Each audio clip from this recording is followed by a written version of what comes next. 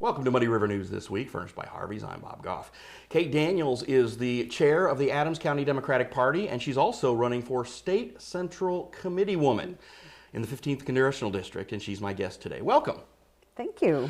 Okay, I've got to ask, the job itself, I understand, but please explain it to people on why you are running for this office and what this office does.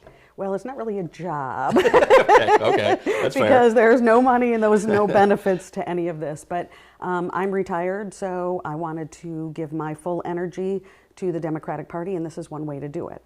So I am the county chair for Adams County Democratic Party. This is kind of like being a county chair, but on a larger scale. So this is 35 counties rather than just the one. But really what we're trying to do is get out, recruit candidates, support local parties, educate, train, and basically get out our democratic message. A few months back, you hosted Robin Kelly, who's of course the state chair, Yeah. and we covered that, and I talked to her, and we talked about how the party can gain more traction, how the party can fare better in downstate Illinois. How do you think that's going to happen? I think that happens by doing the work. And I've sort of demonstrated during my campaign that I will do the work.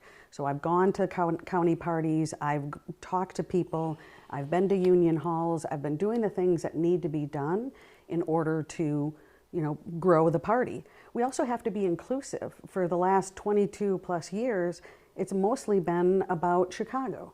And that's because that's where a lot of those people are focused. So we've got lobbyists that are focused in Chicago and Springfield, but they're not focused on the regular Democrats all over the state. And at first I was a little bit intrepid because I felt like, it's so red in this area. But that's not the truth. The truth is there are a lot of Democrats. They just have to know who is who. We need to start talking together. We need to start doing things together. We need to start expressing our message because we have proud principles, proud democratic principles that really should be put forward. As part of that, this weekend, your party, you hosted an event on the riverfront to, you called it Democrats for Democracy, and that was because, of course, former President Trump's visit and just sort of a pep rally. Were you pleased with the outcome and how that event went?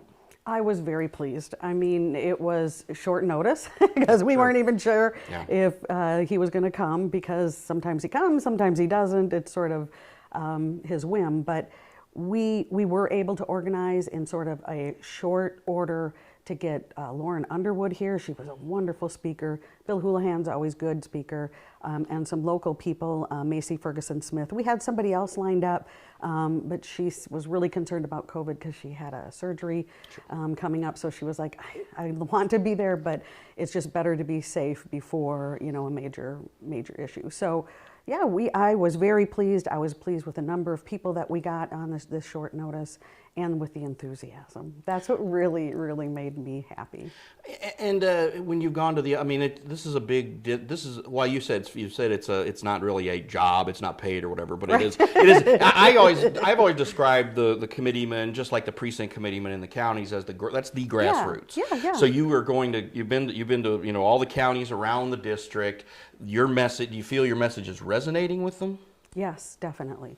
People felt forgotten. I actually got a letter, which I have in my purse, from somebody from Madison County that basically said, I haven't seen a Democrat in 15 years.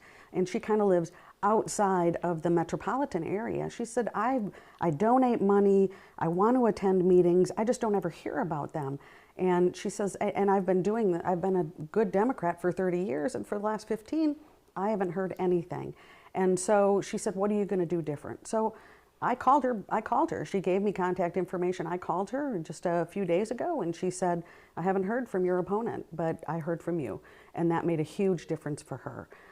That also happened with somebody that talked to us on Facebook. So I called up the woman and said, what's going on? Let's talk. What are your concerns? How can I help you? What can I do, and what can you do? And we had a great conversation, and she said, you got my vote. Madison County's divided, correct? Mm-hmm. I mean, so there's some's in the 13th and some is in the 15th. Is that how they did it? That's the new one. The new one. Yes. Yeah, but before it was not. Right. I'm actually not quite sure where Madison County. I don't think it was in the 13th or the 18th. I don't think it was either. Yeah, but I think the whole county was in one district, and she said she hadn't heard from anybody.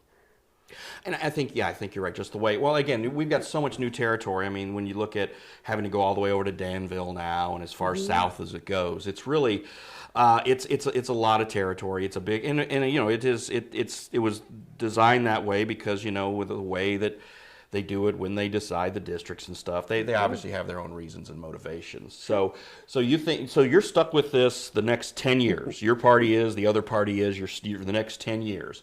And you believe that you can make the inroads in this district to make it, to maybe turn it from red to, or blue, if not red, to maybe a little purple. Well, that is the goal, right?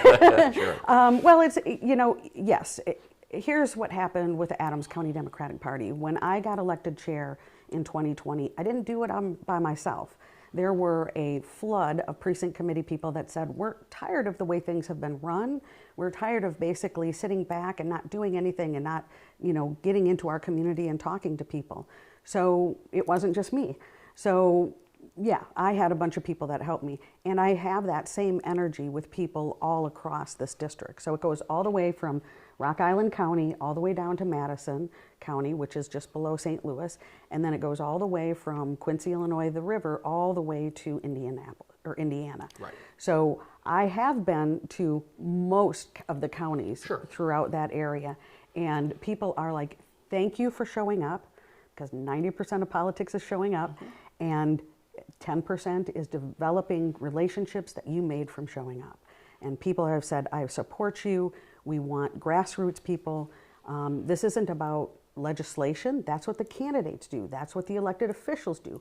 I'm not going to be putting forward a bunch of legislation. That's not my job. My job is to grow the party. And if you've been in Springfield for 22 years and you haven't shown up at any of the events and you don't grow the party, you know, you haven't done anything to grow the party, what's going to change now?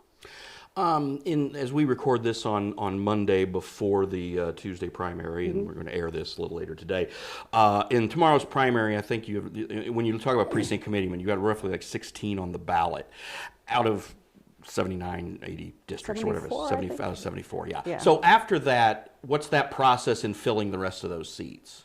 We can do that by appointments. Okay. Some people just don't want to, they don't want to put their name on the ballot, but they're more than happy to do the work. And if I appoint them, they're treated just exactly the same as other precinct committee people. So I do have a little store of people that are doing that. We also have had people come forward after some of the things that have happened in the last 4 or 5 years, or excuse me, in the last 4 or 5 months, but most definitely in the last week or so. We have gotten